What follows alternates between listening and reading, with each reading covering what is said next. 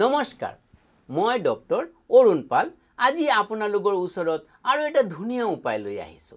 আজিকালি প্ৰায় দেখা যায় যে মানুহবিলাকে ডিপ্ৰেছনত ভুগি আছে কোনোবা প্ৰেমত ডিপ্ৰেছনত ভুগি আছে কোনোবা চাকৰিৰ ডিপ্ৰেছনত ভুগি আছে কোনোবা চাকৰি পোৱাৰ পিছত ডিপ্ৰেছনত ভুগি আছে কোনোবা পৰীক্ষাৰ ফলাফলৰ কাৰণেও ডিপ্ৰেছনত ভুগি আছে তো কিবা না কিবা কাৰণত ডিপ্ৰেছন মানুহৰ ওচৰত আহিয়ে থাকে ইয়াৰ পৰা কেনেকুৱাকৈ আপোনালোকে পৰিত্ৰাণ পাব তাৰ কাৰণে কেতিয়াবা দেখা যায় মা দেউতা বিৰাট চিন্তিত হৈ পৰে লৰা ছোৱালী কিয় ডিপ্ৰেছন হৈছে তাৰ বাবে মই এটা সহজ উপায় আপোনালোকক দিবলৈ বিচাৰিছো আপোনালোকে ফলো কৰক খুবেই সফল পোৱাৰ সম্ভাৱনা থাকিব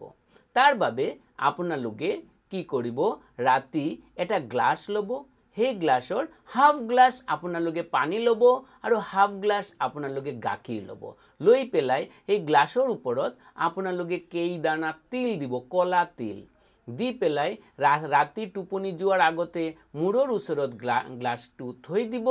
আৰু ৰাতিপুৱা উঠি যিকোনো আপোনালোকে কাইটিয়া গছ বা কেকটাছৰ গুড়ত যদি আপোনালোকে ঢালি দিয়ে আৰু সেই কামটো যদি আপোনালোকে 43 ডেজ কন্টিনিউ কৰিব লাগিব এদিন কৰিলে নহব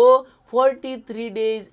এই কামটো আপোনালোকে কন্টিনিউ কৰিব খুবেই সফল পোৱাৰ সম্ভাৱনা থাকিব আকৌ এবাৰ কৈছো সেই গ্লাছটো এটা গ্লাছৰ মাজত হাফ গ্লাছ পানী আৰু হাফ গ্লাছ গাখীৰ আৰু আপোনালোকে কলা তিল দিব আৰু ৰাতি টোপনি যোৱাৰ আগতে মূৰৰ ওচৰত ৰাখি দিব আৰু পুৱা উঠিয়ে প্ৰথমতে আপোনালোকে যিকোনো কাইটিয়া গছ বা আপোনালোকে কেকটাছৰ গুড়ত আপোনা যদি পেলাই দিব পাৰে খুবেই ভাল ফল পাব আৰু উইদিন 43 ডেজ আপোনালোকৰ যিখিনি ডিপ্ৰেছন আছে গুছি যাব আৰু ভাল ফল পাব ধন্যবাদ